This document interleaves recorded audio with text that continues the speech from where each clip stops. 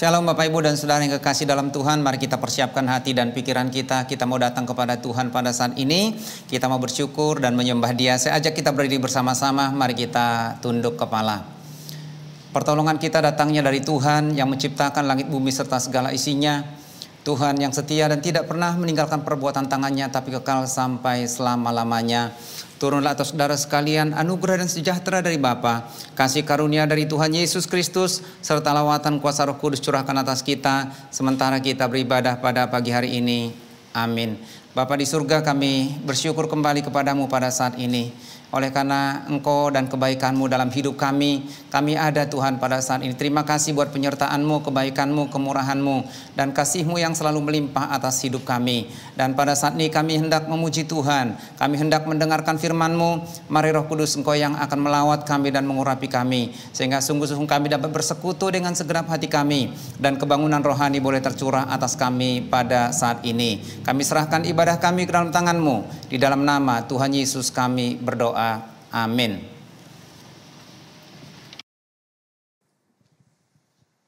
Shalom Bapak Ibu yang dikasihi Tuhan. Pada saat ini kita datang kembali kepada Tuhan. Dan pada saat ini mari kita berkata, Roh Kudus penuhi kami, Roh Kudus urapi kami, Roh Kudus pulihkan kami. Bahwa kami mau buka hati untuk jamahan-Mu Tuhan. Engkau melawat setiap kami yang pada saat ini beribadah kepadamu.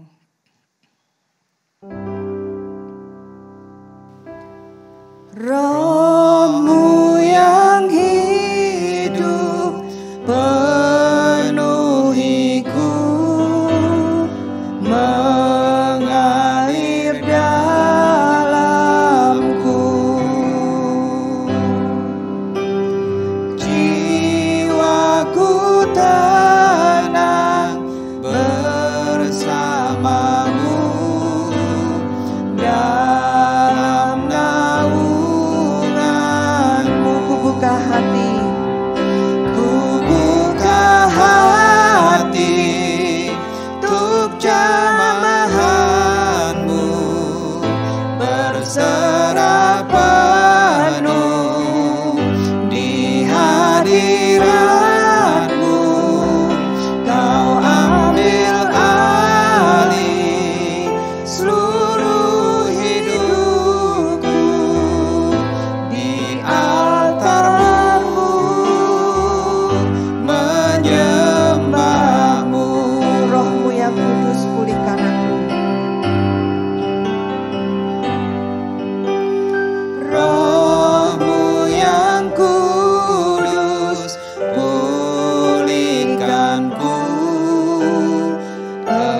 Engkaulah damaiku. Ku hidup oleh anugerah-Mu. Ku hidup oleh anugerah-Mu yang menyertai-Mu, yang menyertai-Ku. Ku buka hati, ku buka hati untuk jamahan-Mu, berserah penuh di hadirat-Mu.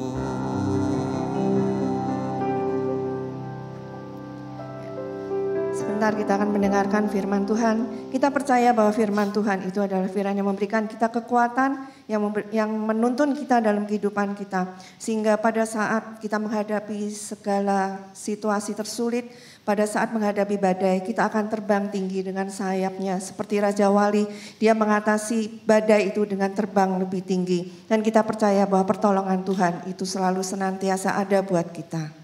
Firman-Mu berkata, Kau besertaku.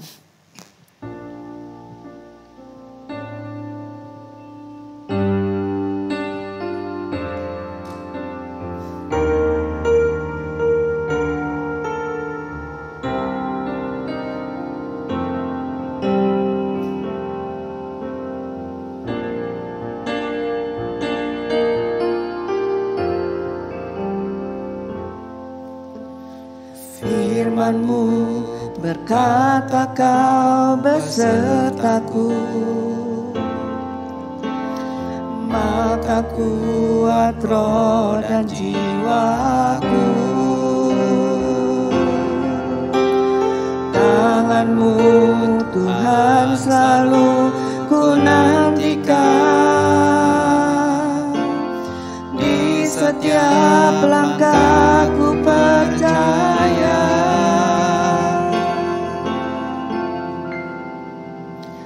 Dengan sayap-Mu ku akan terbang tinggi di tengah badai hidup. Ku tak menyerah, Kau kekuatan dan perlindungan bagiku. Pertolonganku di tempat maha tinggi, ku mengangkat tanganku, aku berserah. Kau ku nantikan, Kau yang ku sembah, Yesusku.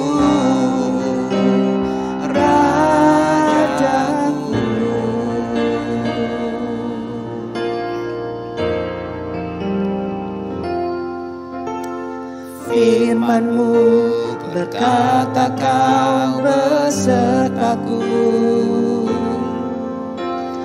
maka kuat roh dan jiwaku.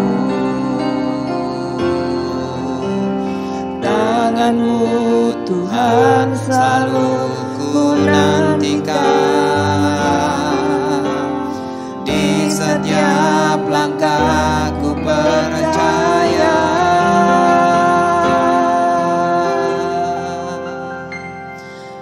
Dengan sayap-Mu ku akan terbang tinggi di tengah badai hidup.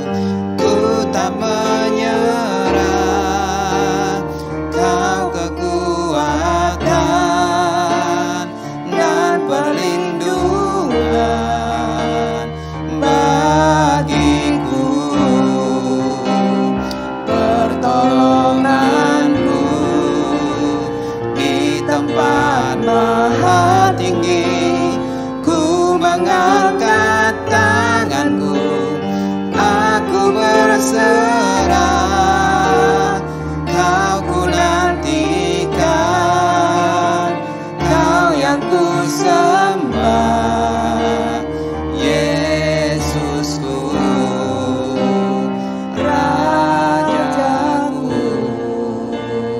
Dengan sayap-Mu ku akan terbang tinggi di tengah badai hidup.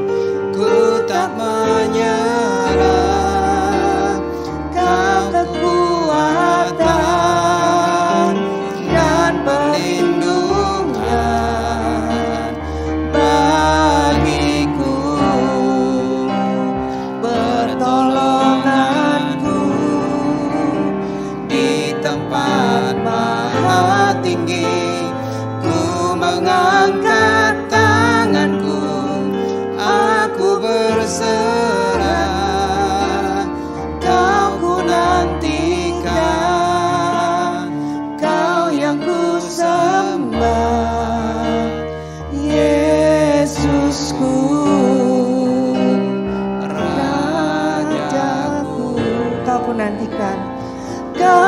nantikan, Kau yang ku sembah, Yesusku, Rajaku.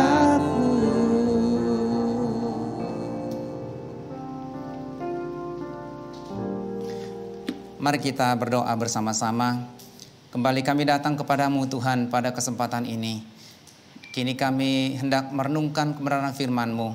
Mari Tuhan Kau berbicara kepada kami.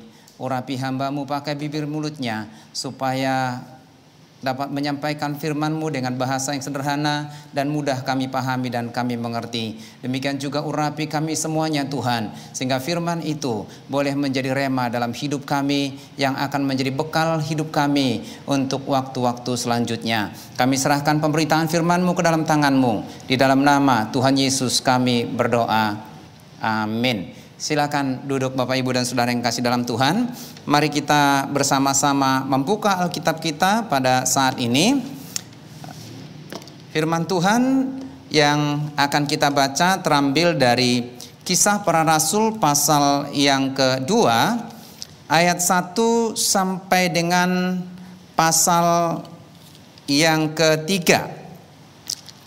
Tetapi kita tidak akan membaca semuanya. Kita hanya akan membaca ayat 1 sampai dengan ayat yang ke-13. Judul dari perikop ini adalah Pentakosta. Ayat 1, ketika tiba hari Pentakosta, semua orang percaya berkumpul di satu tempat. Tiba-tiba turunlah dari langit suatu bunyi seperti tiupan angin keras yang memenuhi seluruh rumah di mana mereka duduk. Dan tampaklah kepada mereka lidah-lidah seperti nyala api yang bertebaran dan hinggap pada mereka masing-masing. Maka penuhlah mereka dengan Roh Kudus, lalu mereka mulai berkata-kata dalam bahasa-bahasa lain seperti yang diberikan oleh Roh itu kepada mereka untuk mengatakannya. Waktu itu di Yerusalem diam orang-orang Yahudi yang saleh dari segala bangsa di bawah kolong langit. Ketika turun bunyi itu, berkerumunlah orang banyak. Mereka bingung karena mereka masing-masing mendengar rasul-rasul itu berkata-kata dalam bahasa mereka sendiri.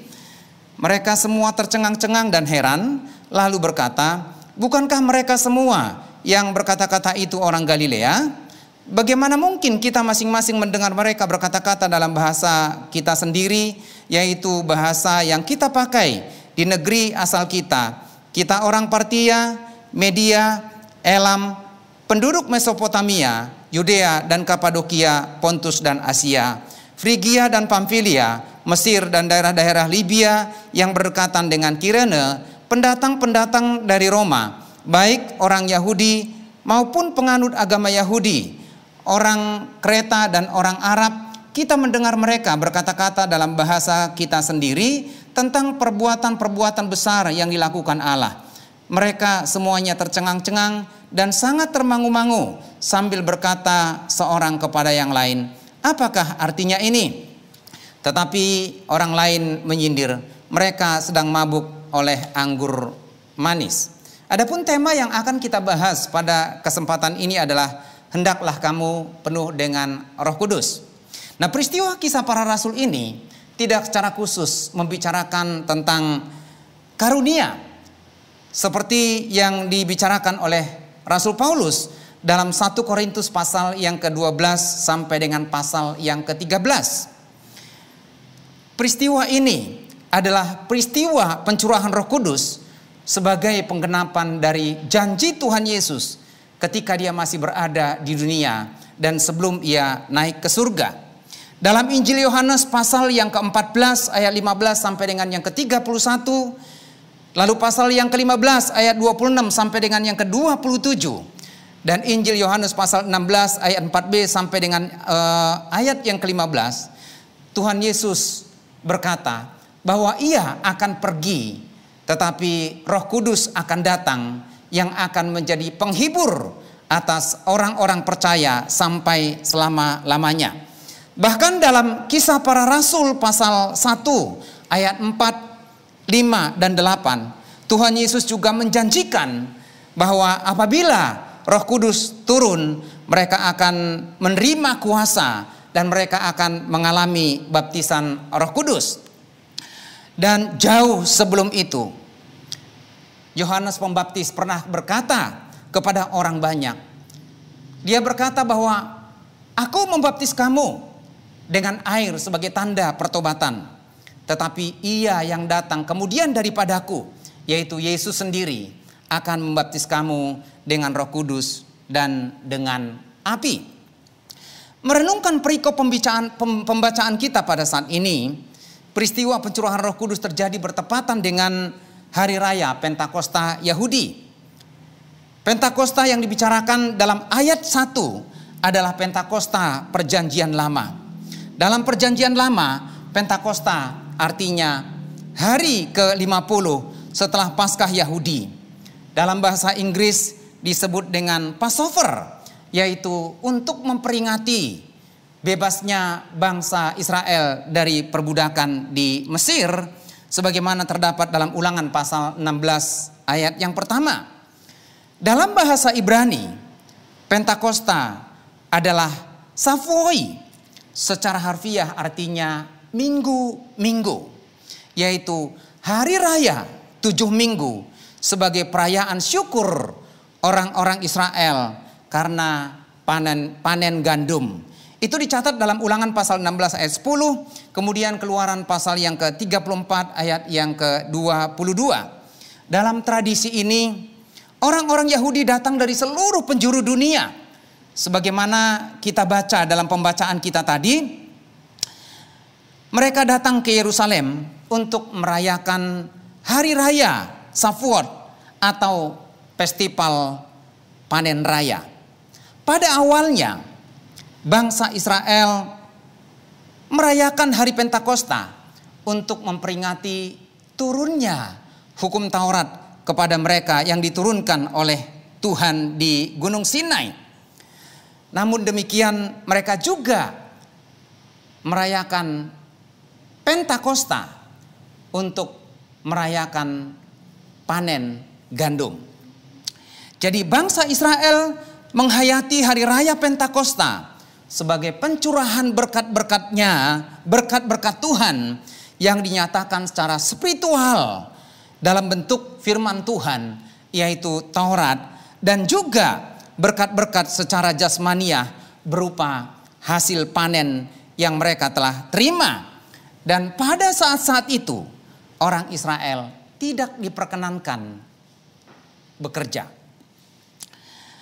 Jemaat yang dikasihi oleh Tuhan, Pentakosta Perjanjian Lama merupakan cikal bakal Pentakosta Perjanjian Baru. Karena turunnya Roh Kudus, dicurahkannya Roh Kudus atas orang-orang percaya, juga bertepatan pada hari Pentakosta, yaitu hari ke-50 setelah Paskah dirayakan, sebagaimana Kisah Para Rasul pasal yang kedua ayat 1 sampai 13 ceritakan. Dan lebih jelasnya bahwa peristiwa pencurahan Roh Kudus terjadi pada hari ke-50 setelah Yesus bangkit dari kematian. Pada saat itu murid-murid sedang berkumpul di suatu tempat sebagai bukti ketaatan mereka kepada apa yang dikatakan oleh Tuhan Yesus, supaya mereka tetap berkumpul dan tinggal di Yerusalem. Tempat yang dimaksud di sini tidak jelas secara pasti di mana. Namun peristiwa itu terjadi di Yerusalem. Mungkin berada di ruang atas, sebagaimana dicatat dalam Kisah Para Rasul pasal 1 ayat 3. Tetapi juga mungkin di tempat yang lain seperti Bait Allah, sebagaimana dicatat dalam Lukas pasal 24 ayat 53. Dan merenungkan pembacaan kita dalam perikop ini, maka kita akan melihat beberapa fenomena yang terjadi ketika Roh Kudus curahkan atas orang-orang percaya. Yang pertama, memperhatikan ayat yang kedua, firman Tuhan berkata, tiba-tiba turunlah dari langit suatu bunyi seperti tiupan angin yang keras memenuhi seluruh rumah di mana mereka duduk. Dan kalau kita memperhatikan di dalam Alkitab, firman Tuhan seringkali menggambarkan bahwa angin itu menggambarkan Roh Kudus atau pribadi Roh Kudus sendiri. Itu dicatat dalam Yohanes pasal 3 ayat 8, juga di dalam kitab Yehezkiel. Dalam bahasa Yunani itu diterjemahkan dari kata pneuma, dan memang bisa diartikan sebagai roh atau angin atau nafas, sama seperti ruah dalam bahasa Ibrani. Sebelum Roh Kudus turun, maka telah didahului dengan suatu bunyi seperti tiupan angin. Kemudian yang kedua adalah dalam ayat yang ketiga, tampaklah kepada mereka lidah-lidah seperti nyala api yang bertebaran dan hinggap pada mereka masing-masing. Dan kalau kita memperhatikan juga di dalam Alkitab, ternyata api juga merupakan simbol atau lambang yang menggambarkan pribadi Roh Kudus sendiri. Karena api dan juga Roh Kudus berfungsi untuk menyucikan atau menguduskan kehidupan kita. Lalu kemudian kalau kita memperhatikan dalam ayat yang keempat, maka penuhlah mereka dengan Roh Kudus. Kalau kita memperhatikan ayat ini, ada satu kata yang kurang dalam terjemahan bahasa Indonesia. Seharusnya ada kata semua. Sehingga yang menjadi terjemahannya adalah mereka semua dipenuhi dengan Roh Kudus. Itu artinya bahwa yang dipenuhi dengan Roh Kudus pada waktu itu bukan hanya para rasul, bukan hanya orang-orang tertentu saja, tetapi semua mereka yang berkumpul di tempat itu, yaitu mereka yang percaya kepada Yesus atau mereka yang mengikuti Yesus. Jemaat yang dikasihi oleh Tuhan, sejak zaman perjanjian lama, seseorang yang dikuasai oleh Roh Kudus, maka mereka akan menjadi orang-orang yang berbeda. Dan mereka akan menjadi orang-orang yang luar biasa dan memiliki kemampuan melebihi manusia normal pada umumnya. Ada beberapa contoh yang akan kita perhatikan. Yang pertama adalah Yusuf. Dalam Kejadian pasal 41 ayat 38, ketika Firaun mengangkat dia menjadi penguasa atas Mesir, maka Firaun berkata bahwa Yusuf adalah seorang yang penuh dengan roh Allah. Kemudian Musa dalam memimpin bangsa Israel menuju tanah perjanjian, seorang yang dipenuhi dengan Roh Kudus, dicatat dalam Bilangan pasal yang ke-11 ayat 17. Lalu kemudian ketika Yosua menggantikan Musa memimpin bangsa Israel masuk ke tanah perjanjian dan menguasai tanah perjanjian, firman Tuhan juga berkata bahwa Yosua adalah seorang yang penuh dengan roh, yang terdapat dalam Bilangan pasal 27 ayat yang ke-18. Kemudian Otniel, seorang hakim dalam Hakim-Hakim pasal 3 ayat 10, berbicara bahwa roh Tuhan menghinggapi dia sehingga dia mampu menghakimi Israel. Lalu kemudian seorang hakim yang lain bernama Gideon, ketika dia berjumpa dengan Tuhan dan Tuhan mempercayakan dia untuk memimpin bangsa Israel mengalahkan musuh-musuh mereka, maka firman Tuhan dalam Hakim-Hakim pasal yang ke-6 ayat 34 berkata, roh Tuhan menguasai Gideon sehingga dia mampu memimpin bangsa itu untuk mengalahkan musuh mereka.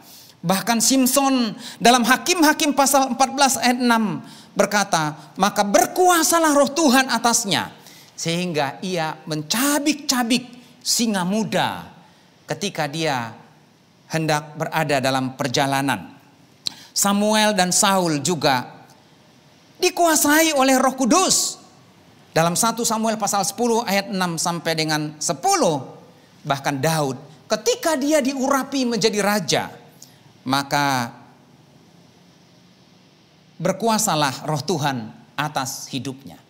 Dan orang-orang ini adalah orang-orang yang biasa, yang dipanggil untuk melakukan satu tugas khusus, tanggung jawab khusus, yang dipilih oleh Tuhan, yang kemudian mereka menjadi orang-orang yang hebat, menjadi orang-orang yang luar biasa. Namun kalau kita memperhatikan lebih jauh, ternyata kehebatan mereka, kelebihan-kelebihan dan kemampuan yang mereka miliki, itu terjadi oleh karena Roh Kudus berkuasa atas mereka dan Roh Kudus menguasai hidup mereka. Dan kalau kita memperhatikan lebih jauh, ternyata Roh Kudus berkuasa atas diri mereka itu terjadi secara temporer. Ketika mereka hidup berkenan kepada Tuhan, melakukan kehendak Tuhan, taat kepada perintah Tuhan, maka Roh Kudus memenuhi mereka dan menguasai mereka sehingga mereka menjadi orang-orang yang luar biasa dan penuh kuasa. Tapi ketika mereka jatuh ke dalam dosa dan menjauh dari hadapan Tuhan, maka kuasa itu meninggalkan mereka seperti yang dialami oleh Raja Saul, karena roh yang dari Tuhan diambil daripadanya dan roh yang lain masuk ke dalam tubuhnya berkuasa atas hidupnya, sehingga dia tidak mampu lagi melakukan apa-apa dalam hidupnya.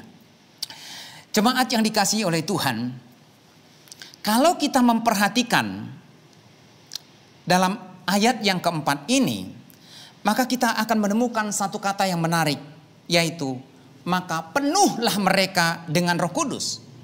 Dalam bahasa aslinya kata penuh itu diterjemahkan dari kata plero, yang artinya diisi penuh, atau dipimpin, atau digenapi, atau dikuasai.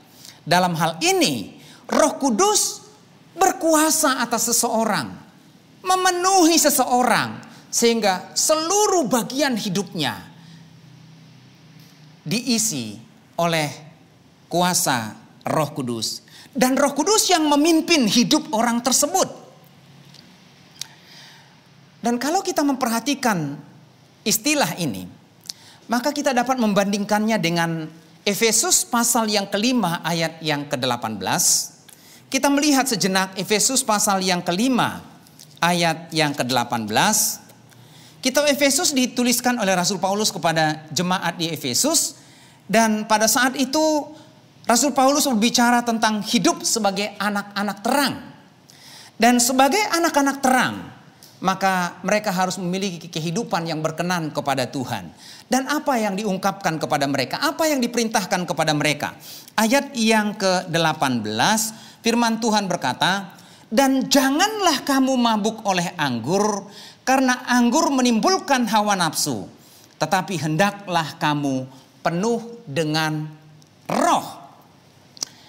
Kalau kita memperhatikan ayat ini, maka kita akan menemukan dua paradoks. Yang pertama adalah, janganlah kamu mabuk oleh anggur. Itu merupakan larangan yang tidak boleh dilakukan oleh orang-orang percaya jika mereka hendak menjadi terang. Sebab kalau seseorang mabuk oleh anggur, maka seseorang itu akan dikuasai dan dikendalikan oleh alkohol, sehingga orang itu menjadi tidak sadarkan diri. Itu sebabnya alkohol yang ada dalam tubuh seseorang itu mengendalikan dia, dan dia tidak lagi mampu mengendalikan dirinya secara akal normal. Kemudian yang kedua adalah firman Tuhan berkata, hendaklah kamu penuh dengan Roh Kudus. Dalam bahasa aslinya ditulis, hendaklah kamu terus menerus dikuasai atau penuh dengan Roh Kudus. Kata ini mengandung makna perintah, bukan terjadi secara spontan, tetapi perintah untuk terus menerus dipenuhi, diisi, dikuasai dengan Roh Kudus. Itu artinya kalau seseorang bisa terus menerus dipenuhi dengan Roh Kudus, maka kesempatan yang lain bisa saja seseorang tidak dipenuhi dengan Roh Kudus. Sebab penuh dengan Roh Kudus tergantung respon kehidupan kita, ketaatan kita, kekudusan hidup kita di hadapan Tuhan. Apakah kita berkenan kepada Tuhan dan hidup dalam persekutuan dengan Tuhan. Dan mengalami penuh dengan Roh Kudus itu menjadi satu proses yang terjadi oleh karena penyerahan diri kita yang didasarkan kepada iman kepada Kristus. Jemaat yang dikasihi oleh Tuhan, memperhatikan firman Tuhan, pembacaan kita pada saat ini baik yang disampaikan oleh Yohanes Pembaptis maupun yang dijanjikan oleh Tuhan Yesus, tetapi juga dalam peristiwa-peristiwa yang terjadi dalam jemaat pertama pada hari Pentakosta dan setelah itu, maka ada dua hal yang berbeda terjadi di tengah-tengah orang percaya, yaitu peristiwa baptisan Roh Kudus dan peristiwa penuh dengan Roh Kudus. Kenapa saya mengatakan ada dua hal yang berbeda? Karena memang baptisan Roh Kudus dan penuh Roh Kudus adalah dua kata yang berbeda, tetapi juga dua pengalaman yang berbeda. Yesus berkata bahwa kamu akan dibaptis dengan Roh Kudus. Yohanes Pembaptis mengatakan, aku membaptis kamu dengan air sebagai tanda pertobatan. Tetapi Dia yang datang kemudian daripadaku akan membaptis kamu dengan Roh Kudus. Jadi yang membaptis dengan Roh Kudus itu adalah Yesus Kristus sendiri sebagai pembaptis agung yang membaptiskan seseorang dengan apa? Bukan dengan air, bukan dengan yang lain, tetapi dengan Roh Kudus sebagai unsur di dalam baptisan itu sendiri. Untuk apa seseorang dibaptis dengan Roh Kudus? Yaitu untuk memasukkan seseorang, menjadikan seseorang menjadi milik Kristus dan menjadi anggota tubuh Kristus. Sebab kalau bukan karena baptisan Roh Kudus, maka kita bukanlah milik Kristus.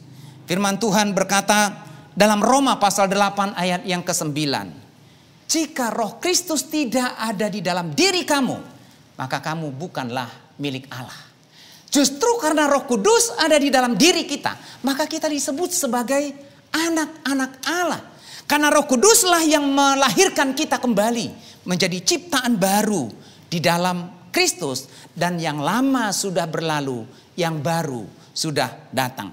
Bahkan ketika Rasul Paulus berbicara kepada jemaat di Korintus untuk menjelaskan tentang karunia-karunia roh, untuk menjelaskan tentang kesatuan tubuh Kristus, dalam 1 Korintus pasal yang ke-12 ayat yang ke-13 berkata bahwa kita semua tanpa terkecuali telah dibaptis dalam satu roh, baik budak maupun orang merdeka, baik orang Yunani tetapi juga orang Yahudi. Tetapi semua yang percaya kepada Yesus, yang menerima Yesus secara pribadi, mereka mengalami baptisan Roh Kudus. Itu terjadi pada saat mereka percaya kepada Yesus, dan itu terjadi sekali dan tidak akan pernah terulang kembali. Itu sebabnya Rasul Paulus juga mengatakan dalam 2 Korintus 1 ayat 21 sampai 22.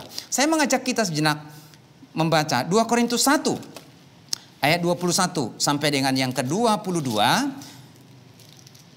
Firman Tuhan berkata, sebab Dia yang telah meneguhkan kami bersama-sama dengan kamu di dalam Kristus adalah Allah yang telah mengurapi, memeteraikan. Nah, ini penting sekali. Memeteraikan. Dimemeteraikan untuk apa di sini? Ya, sebagai tanda miliknya atas kita, dan yang memberikan Roh Kudus di dalam hati kita sebagai apa? Sebagai jaminan dari semua yang telah disediakan untuk kita. Kita membandingkannya dengan Efesus pasal 1 ayat 13 sampai dengan ayat yang ke-14. Efesus pasal 1 ayat 13 sampai dengan ayat yang ke-14. Saya mengajak kita bersama-sama melihatnya. Firman Tuhan berkata, di dalam Dia kamu juga, karena kamu telah mendengar firman kebenaran, ya di sini dikatakan, karena kamu telah mendengar firman kebenaran, yaitu Injil keselamatanmu. Di dalam Dia kamu juga, ketika kamu percaya, ya, ketika kamu percaya, jadi tidak harus menunggu, ya, dimeteraikan dengan Roh Kudus yang dijanjikannya itu. Dan Roh Kudus itu adalah jaminan bagian kita sampai kita memperoleh seluruhnya, yaitu penebusan yang menjadikan kita milik Allah untuk memuji kemuliaannya. Jadi di sini dengan tegas menjelaskan, baik Rasul Paulus berbicara kepada jemaat di Efesus, jemaat di Korintus, dia berkata bahwa ketika kita percaya, kita telah menerima Roh Kudus yang memeteraikan kita sebagai milik kepunyaan Allah. Dan itu adalah jaminan yang diberikan oleh Tuhan bagi kita. Dan peristiwa baptisan Roh Kudus itu terjadi secara spontan karena itu adalah karunia Tuhan, anugerah Tuhan yang Tuhan berikan kepada setiap orang percaya tanpa syarat kecuali percaya, beriman dan bertobat kepada Yesus. Namun yang kedua tadi itu adalah sebagaimana diungkapkan dalam Kisah Para Rasul pasal yang kedua dan Efesus pasal 5 ayat yang ke-18, maka penuhlah mereka dengan Roh Kudus. Hendaklah kamu dipenuhi dengan Roh Kudus. Kata hendaklah ini merupakan kata perintah, ya. Hendaklah kamu terus menerus penuh dengan Roh Kudus. Nah, itu sebabnya kita akan merenungkannya lebih dalam lagi tentang hal ini. Bapak, Ibu dan Saudara kekasih dalam Tuhan, dalam peristiwa Kisah Para Rasul pasal yang kedua hal itu terjadi secara bersamaan. Mereka dibaptis dengan Roh Kudus, tetapi juga mereka penuh dengan Roh Kudus. Baptisan itu dialami oleh setiap orang percaya pada waktu itu, dan mereka mengalami juga penuh Roh Kudus dalam kehidupan mereka. Tapi dalam perjalanan iman kita, mungkin kita telah dibaptis dengan Roh Kudus, tapi bisa saja kita tidak pernah mengalami yang namanya penuh dengan Roh Kudus. Karena berbicara tentang penuh dengan Roh Kudus, itu artinya seluruh kehidupan kita, seantero kehidupan kita ini, pikiran kita, akal kita, tubuh kita, jiwa kita, roh kita, itu diisi penuh, dipenuhi, dikuasai oleh Roh Kudus.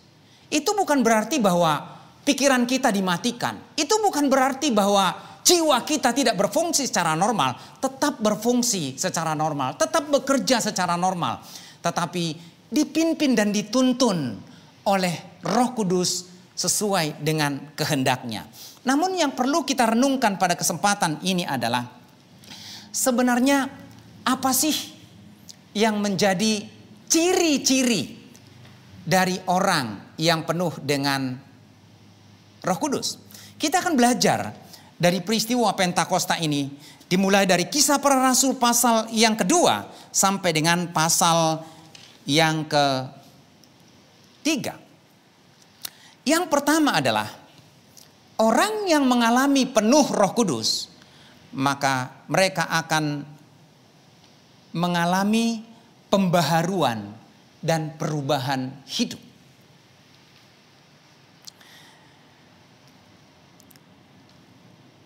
Ketika Roh Kudus memenuhi orang percaya, yang paling menonjol dari diri mereka adalah adanya satu perubahan. Mereka menjadi orang-orang yang punya semangat yang luar biasa. Mereka menjadi orang-orang yang berkobar-kobar dalam melayani Tuhan. Mereka menjadi orang-orang yang total dalam mengasihi Tuhan. Mereka memberikan diri mereka dibaptis. Mereka selalu bersekutu. Mereka selalu berdoa. Mereka selalu merenungkan firman Tuhan. Bertekun dalam pengajaran rasul-rasul. Kalau kita menoleh ke belakang sejenak. Sebelum para murid mengalami penuh Roh Kudus, maka mereka adalah orang-orang yang sangat egois.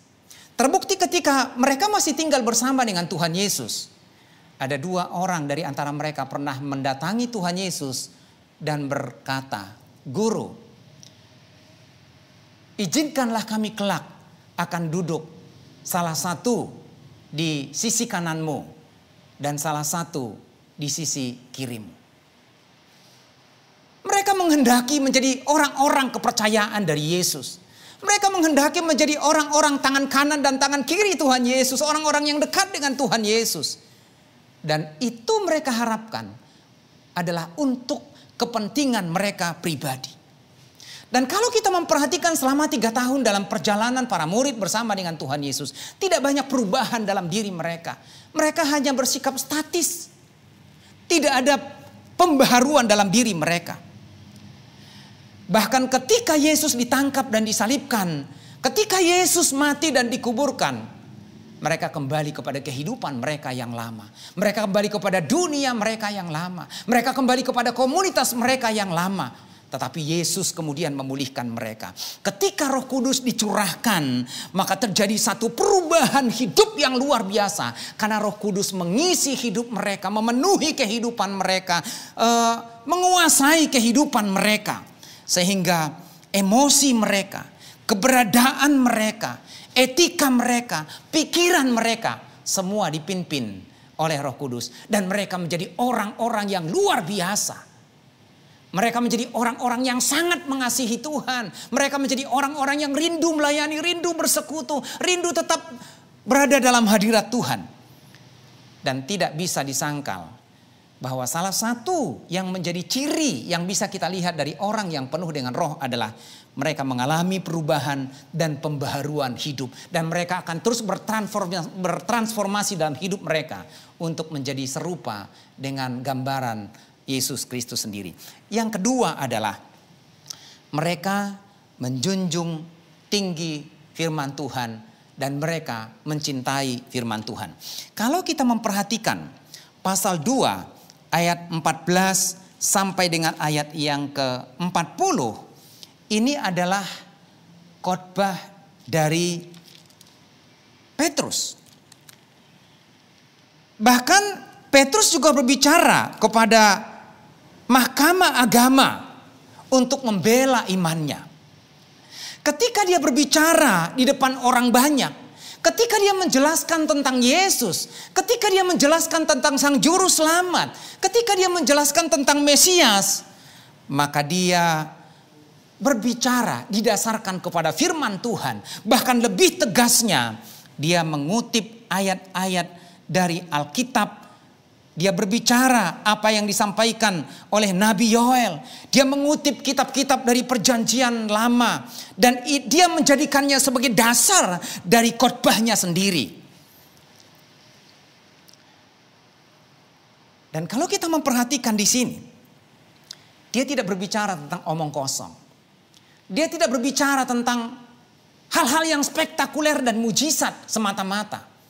Tetapi dia berbicara didasarkan kepada kebenaran firman Tuhan. Dan firman Tuhan itulah yang menjadi dasar dari apa yang dia ucapkan. Dan setiap perkataannya, setiap kesaksiannya, setiap pembicaraannya, dasarnya adalah kebenaran firman Tuhan.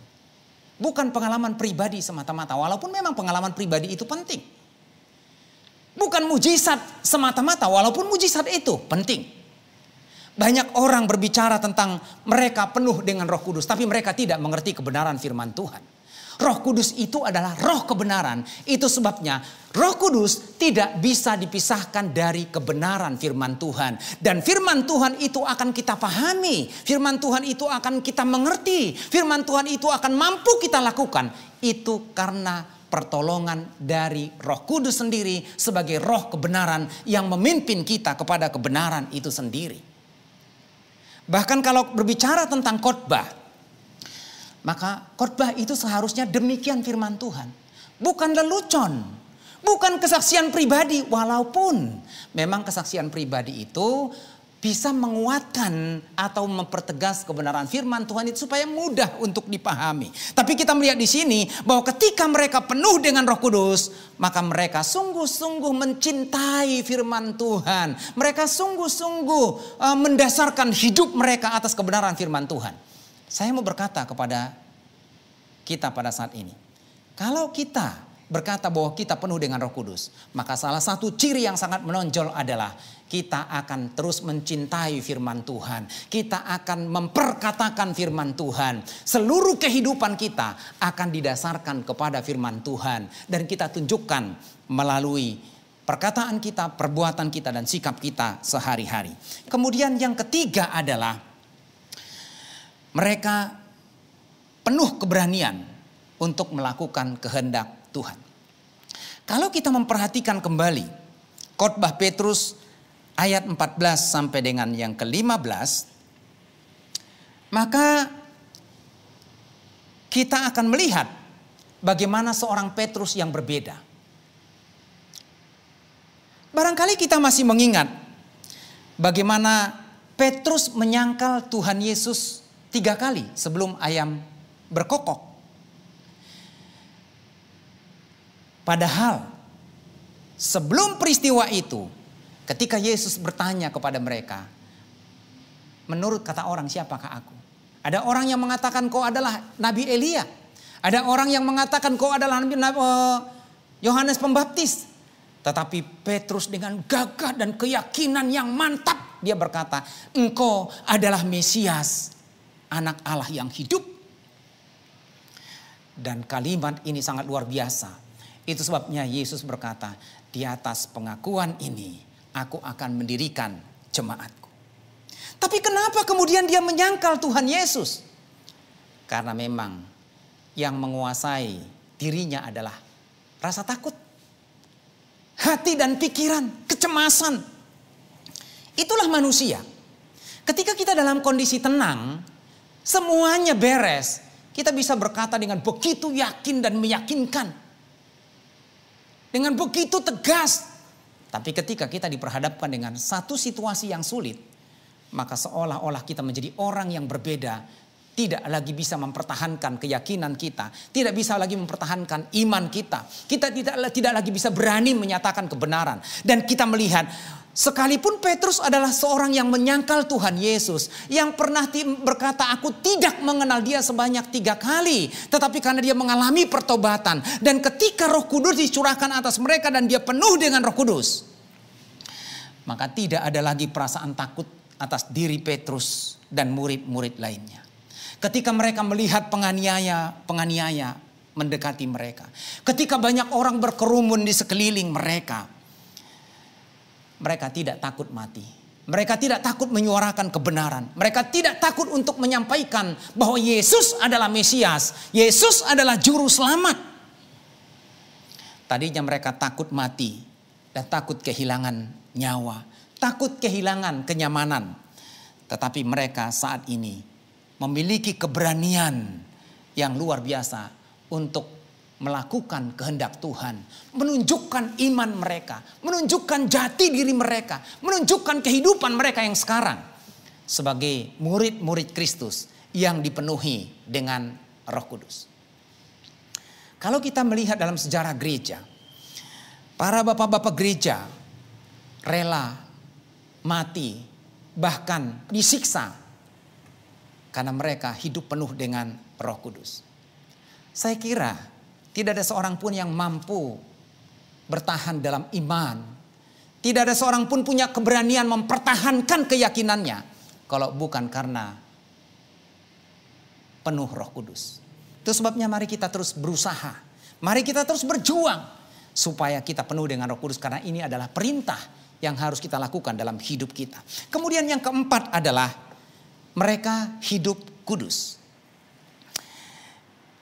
Jemaat yang dikasihi oleh Tuhan, dalam pembacaan kita di sini, maka penuhlah mereka dengan Roh Kudus. Roh Kudus ini adalah pribadi, oknum dari Allah sendiri. Dia bukan benda.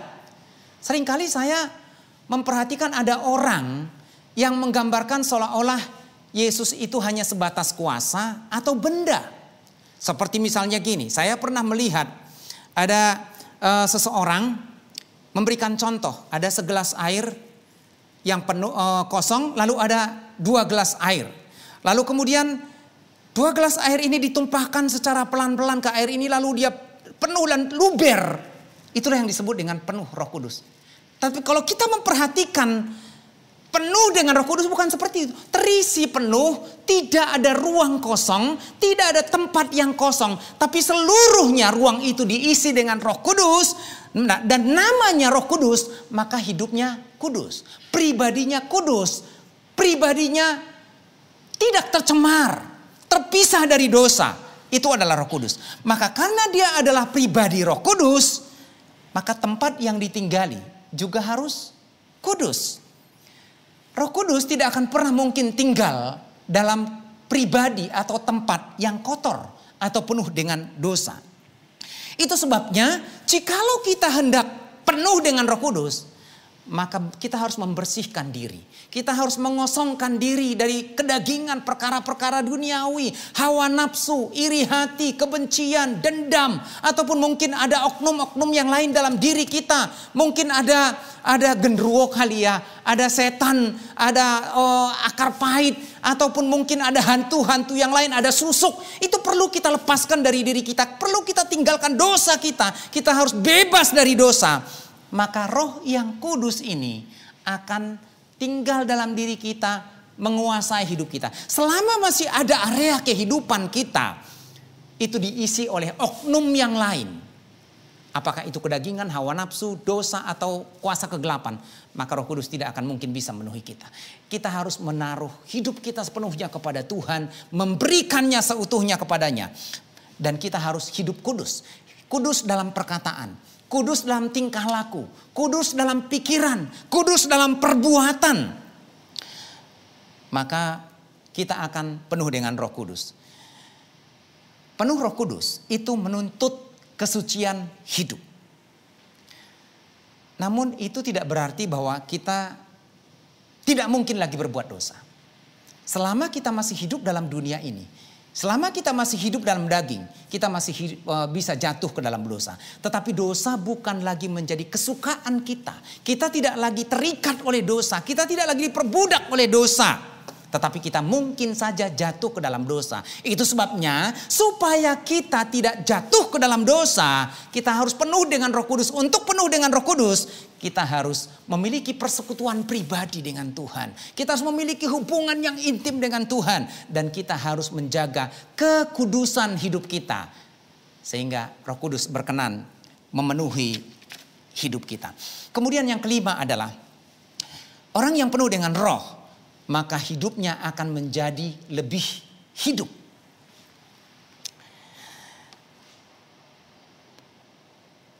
Ketika Tuhan Yesus ditangkap, disalibkan, dihina dan dicaci maki,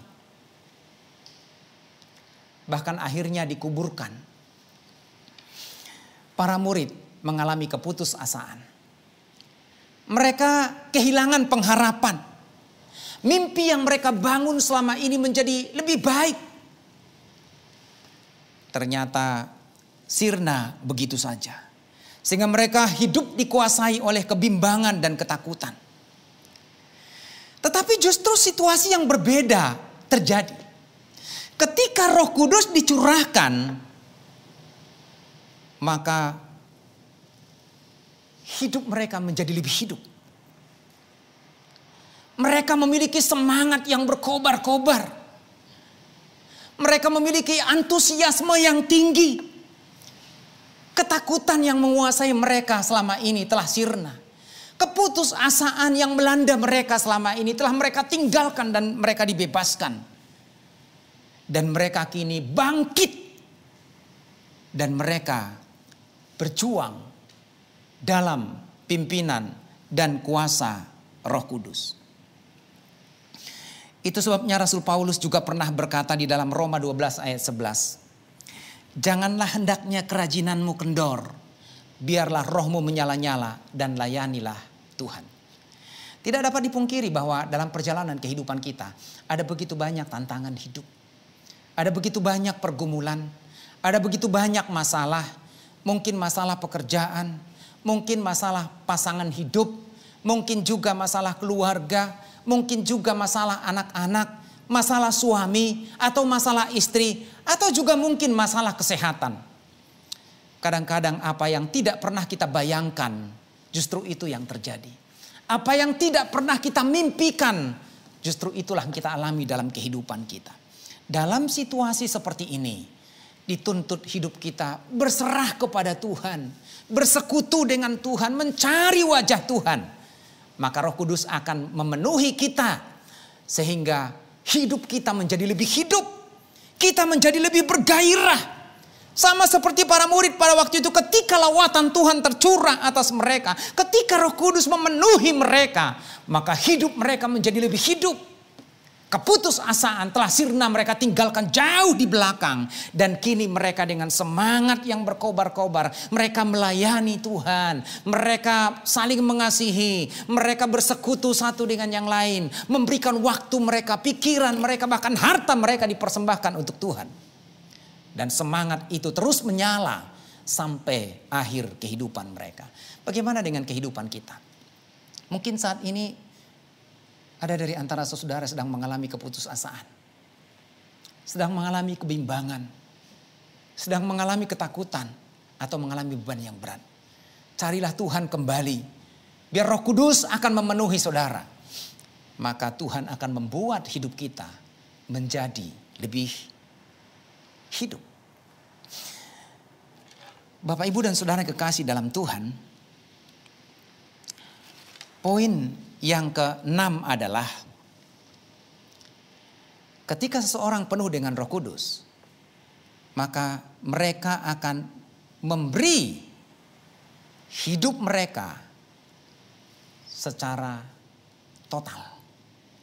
Mereka akan mengikut Tuhan dengan totalitas hidup mereka. Kalau kita memperhatikan dalam Kisah Para Rasul pasal yang kedua ini, maka kita melihat bagaimana Petrus dan murid-muridnya memberikan seluruh hidup mereka. Waktu mereka, tenaga mereka, pikiran mereka. Bahkan kalau kita memperhatikan cara hidup jemaat pertama dalam pasal 2 ayat yang ke-41 sampai 47. Bahkan pasal yang keempat dalam ayat 32 sampai 37. Maka kita akan menemukan bahwa orang-orang percaya yang bersatu dan berkumpul. Mereka mengasihi Tuhan. Mereka melayani Tuhan. Melayani sesama mereka dengan seluruh totalitas kehidupan mereka. Bahkan ada yang menjual harta milik mereka untuk dibagi-bagikan kepada orang-orang miskin. Itu adalah bukti totalitas dari kehidupan mereka.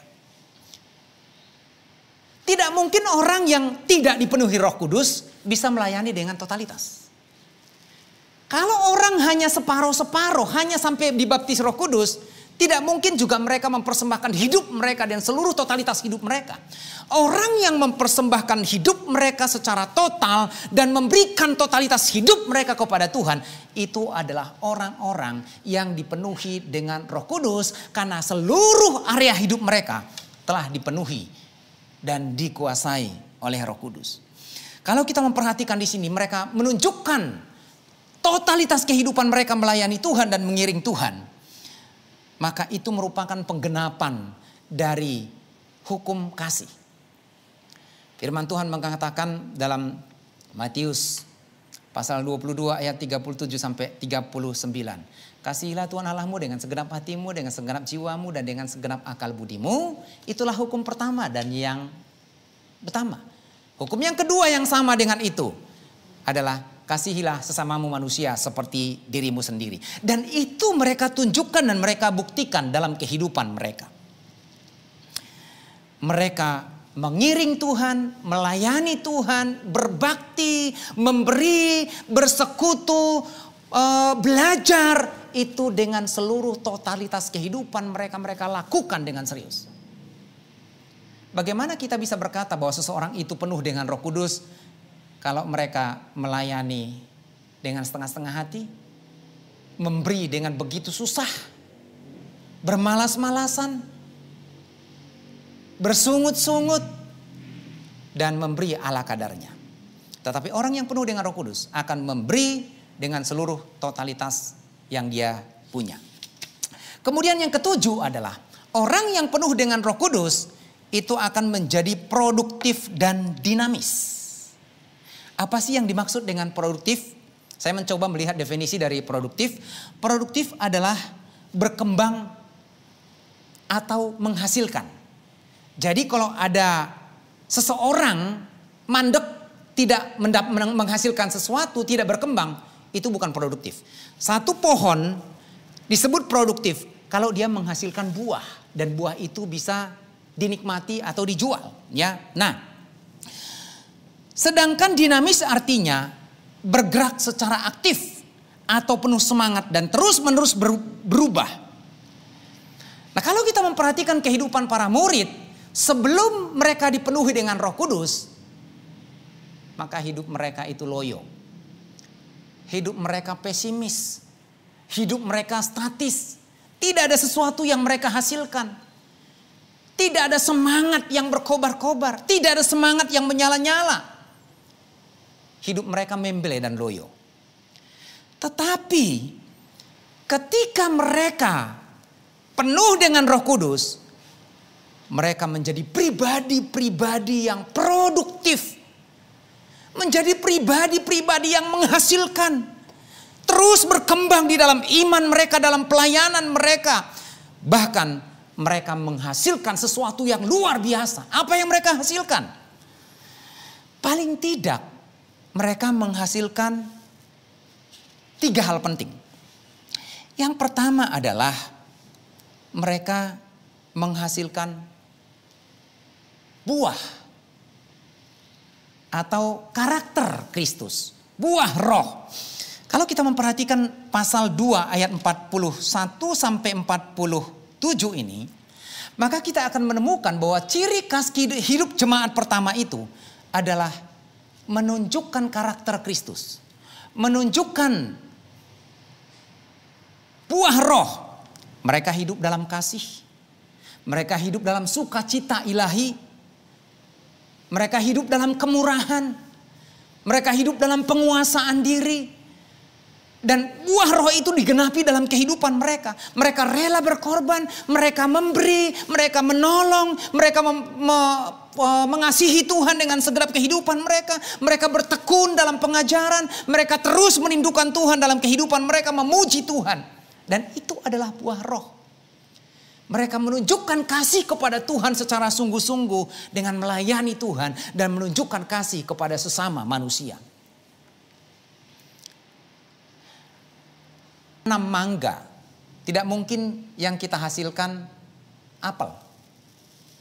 Yang kita tanam mangga, maka kita akan menuai mangga. Tidak mungkin kita menanam sirsak, lalu kita mendapatkan duren.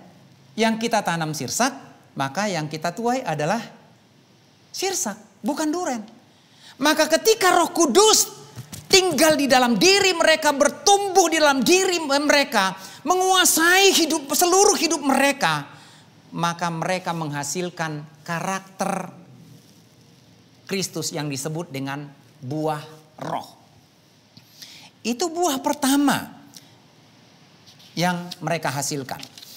Buah yang kedua yang mereka hasilkan adalah jiwa-jiwa. Kalau kita lihat pasal 2 ayat 41. Orang-orang yang menerima perkataannya itu memberi diri baptis. Dan pada hari itu jumlah mereka bertambah kira-kira 3.000 jiwa. Dari mana mereka datang? Apakah mereka datang begitu saja? Oleh karena ada sebabnya. Apa sebabnya? Mereka mendengarkan para rasul memberitakan firman Tuhan. Mereka menyaksikan mujizat-mujizat dilakukan oleh para rasul. Mereka menyaksikan apa yang dikerjakan oleh orang-orang percaya pada waktu itu. Mereka mendengarkan setiap khotbah yang disampaikan oleh para rasul. Sehingga mereka mendengar itu, mereka kemudian menerima itu, percaya. Sehingga pada saat itu jumlah mereka bertambah kira-kira 3.000 jiwa. Dan mereka menjadi penjala jiwa. Pasti akan punya semangat untuk mengadakan penginjilan. Pasti mereka akan punya semangat untuk memenangkan jiwa-jiwa. Pasti akan punya semangat untuk melayani. Sebab orang yang penuh dengan Roh Kudus, mereka tidak akan berjuang untuk diri mereka sendiri. Mereka tidak akan mengejar hanya untuk kepentingan mereka sendiri. Mereka tidak akan bersenang-senang hanya untuk kepentingan mereka sendiri. Sebab orang yang dipenuhi dengan Roh Kudus, mereka akan melakukan segala sesuatu untuk memuliakan Tuhan, untuk memenangkan jiwa, untuk membangun iman orang-orang percaya. Roh Kudus untuk menyuarakan kebenaran, untuk menyampaikan firman Tuhan, untuk menyampaikan berita tentang Yesus Sang Juru Selamat. Sehingga banyak orang yang bertobat. Bagaimana dengan kita? Ada banyak orang Pada masa kini kita lihat mereka berkata mereka penuh dengan Roh Kudus, dikuasai dengan Roh Kudus.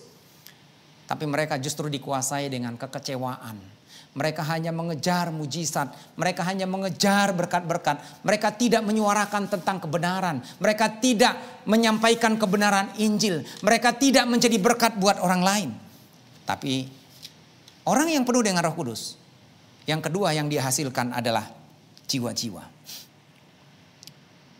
Yang ketiga adalah manifestasi karunia roh. Membaca kembali peristiwa ini, maka kita akan menemukan banyak manifestasi karunia roh.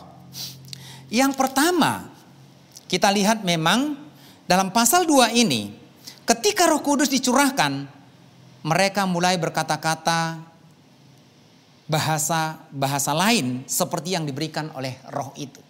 Jadi ada bahasa-bahasa lain. Dan bahasa, kenapa disebut dengan bahasa-bahasa lain? Karena di sini firman Tuhan mengatakan ada begitu banyak orang yang berkumpul di Yerusalem dari seluruh penjuru dunia untuk merayakan Pentakosta. Mereka berkata bahwa kita mendengar mereka berkata-kata bahasa kita. Kita berasal dari berbagai macam penjuru dunia, tetapi kita mendengarkan bahwa mereka menyampaikan, berbicara bahasa kita. Dan itu adalah karunia Roh Kudus. Tujuannya apa? Tujuannya adalah tujuan penginjilan. Untuk menyampaikan berita Injil supaya banyak orang yang akan mendengar Injil. Supaya banyak orang yang akan percaya. Supaya banyak orang yang akan bertobat. Dan kita melihat di sini tujuannya bukan untuk kepentingan pribadi, Bapak Ibu. Sekarang banyak orang yang mengejar karunia roh hanya untuk kepentingan pribadi, untuk gagah-gagahan, supaya dianggap lebih rohani, supaya dianggap lebih hebat, supaya dianggap berbeda dari yang lain. Tapi kalau kita memperhatikan di sini, semua karunia roh yang muncul di sini adalah untuk membangun anggota tubuh Kristus dan untuk kemuliaan Tuhan. Dan kalau kita melihat di sini ada banyak karunia. Selain karunia bahasa-bahasa lain, maka kita melihat di sini ada karunia untuk mengajar, Petrus mengajar, ya. Ada karunia melakukan mujizat, ada karunia berbahasa roh, ada karunia untuk memberi dan lain-lain sebagainya. Dan tujuannya adalah untuk membangun tubuh Kristus dan untuk kemuliaan nama Tuhan. Sekali lagi saya mau mengatakan Bapak Ibu bahwa ketika seorang dipenuhi dengan Roh Kudus, memang ada manifestasi roh. Tidak bisa dipungkiri. Tetapi bukan hanya itu. Ada banyak manifestasi yang kita alami dalam kehidupan kita.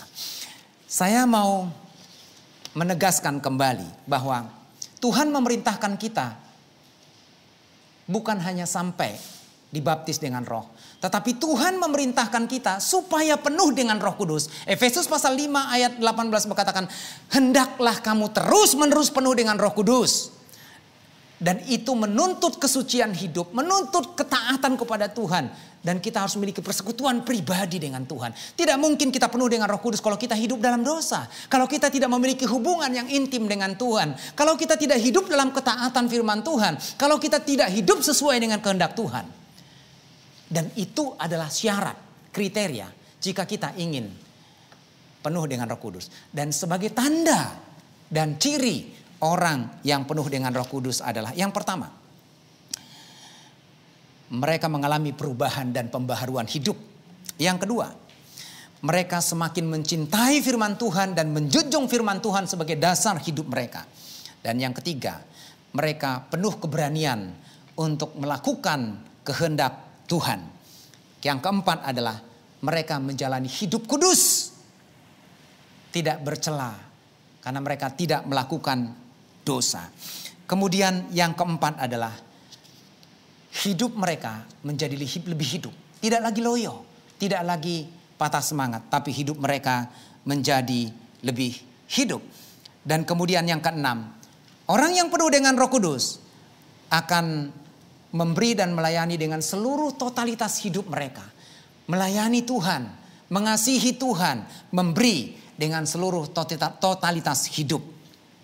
Kemudian yang ketujuh, orang yang penuh dengan Roh Kudus akan menjadi pribadi yang produktif dan dinamis Mereka akan menghasilkan karakter Kristus, yaitu buah roh. Mereka akan menghasilkan jiwa-jiwa karena mereka menjadi penjala-penjala jiwa, pemenang-pemenang jiwa. Dan mereka juga akan menunjukkan karunia-karunia roh, manifestasi Roh Kudus yang bertujuan untuk membangun pribadi. Bukan untuk kepentingan pribadi, bukan untuk gagah-gagahan, bukan supaya dianggap lebih rohani. Tetapi semua untuk memuliakan nama Tuhan. Bapak, Ibu, dan saudara yang kasih dalam Tuhan, beberapa hari yang lalu saya membaca satu artikel di mana di artikel tersebut diceritakan ada seorang penyanyi rohani berbahasa Inggris sudah mengeluarkan 8 album rohani. Tetapi kemudian setelah bertahun-tahun, puluhan tahun, dia menjadi seorang percaya kepada Tuhan. Akhirnya dia berkata, mulai saat ini saya tidak lagi percaya kepada Tuhan dan tidak lagi percaya akan adanya Tuhan. Itu sangat menyedihkan. Lalu berada di mana dia selama ini? Apa yang dia pahami? Dan dia hidup sebagai apa? Jemaat yang dikasihi oleh Tuhan, perjalanan hidup kita masih panjang. Ada begitu banyak tantangan, pergumulan, dan masalah hidup. Ada begitu banyak pengajaran-pengajaran yang akan kita dengar dari lingkungan sekitar kita. Ada banyak situasi yang akan kita hadapi. Tetapi jikalau kita hidup penuh dengan roh, maka kita akan mampu menghadapinya. Sehingga kita akan tetap punya semangat yang menyala-nyala, roh yang menyala-nyala untuk mengiring Tuhan. Dan hidup kita akan menjadi berkat bagi dunia. Dan kita akan mampu bertahan sampai akhir hidup kita. Seperti para murid yang penuh dengan Roh Kudus. Mari kita berdiri bersama-sama. Kita akan berdoa dan kita akan tutup ibadah kita pada pagi hari ini. Mari kita tunduk kepala.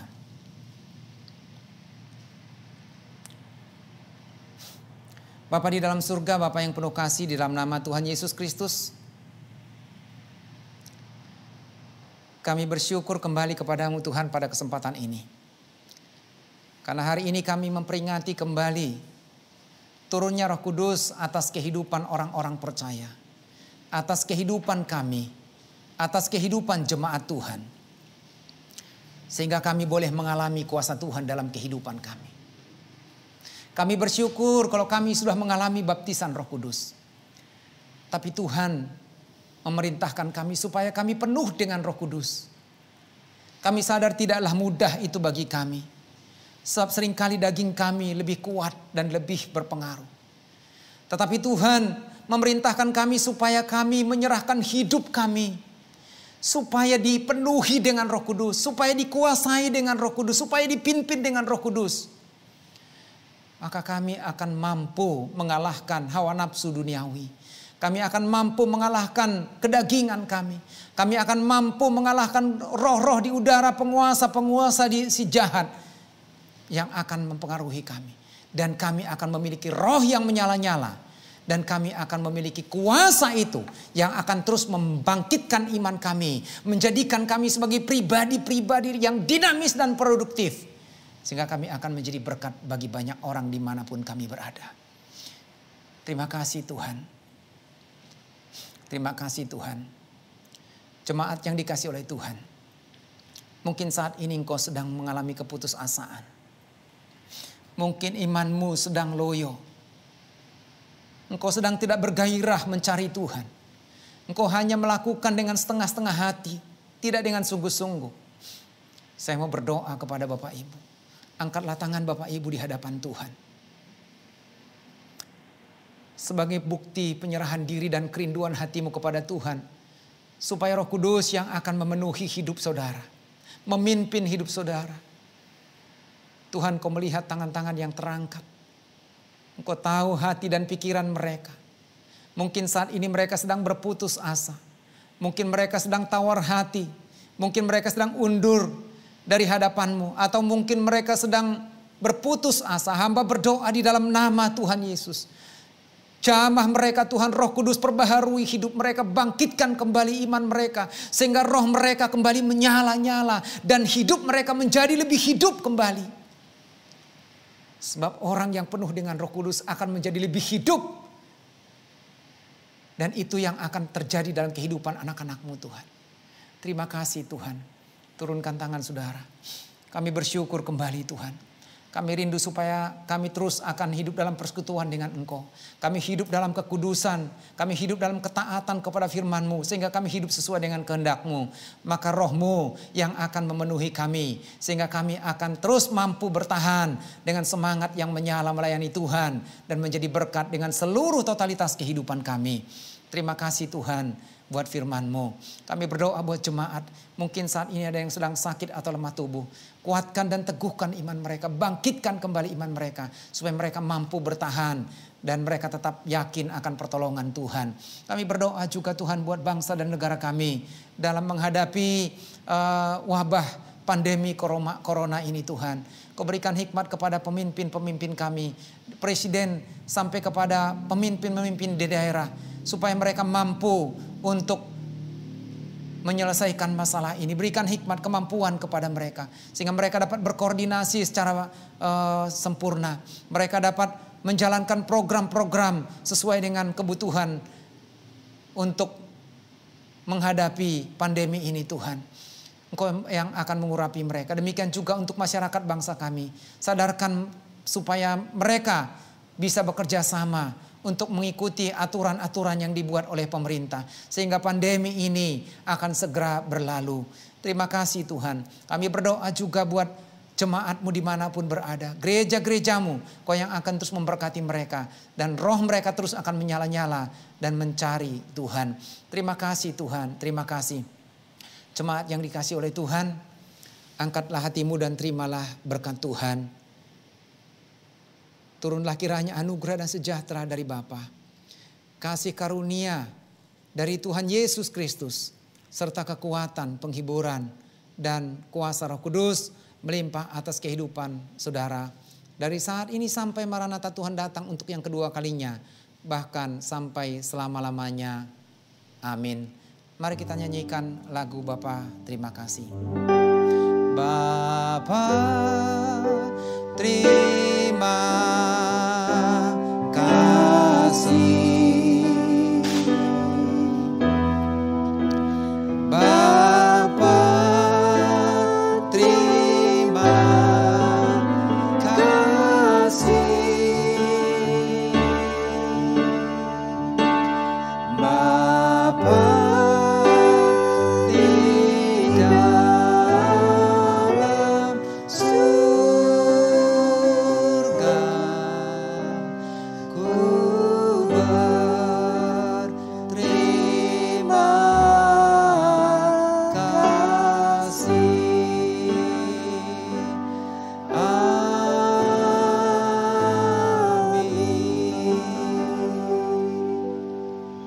Tuhan Yesus memberkati.